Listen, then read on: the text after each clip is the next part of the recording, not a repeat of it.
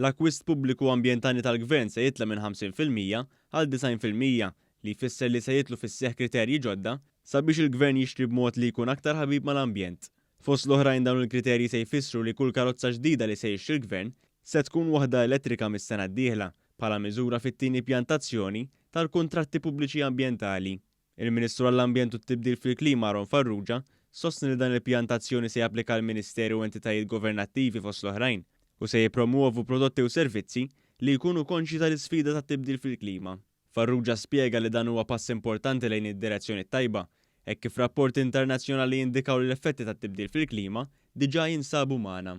Huwa qal li dan il-pjan huwa xhieda ta' kif il-Gvern għandu jmexxi bl-eżempju u madwar id-dinja, gvernijiet, kumpaniji u anke konsumaturi qegħdin maqogħdin fl-istess ġlieda kontra t-tibdil fil-klima. Fl-aħħar mill-aħħar nafu li anke il-produtturi, manifatturi ta' karozzi mixjin l-istess direzzjoni. Ġifieri naħseb li l-ħidma għaddejja b'mod kollettiv, gvern privat biex bekk nilħu l-miri illi fl-aħħar mill-aħħar hija d-dinja stess li qed tgħidilna biex nibdlu.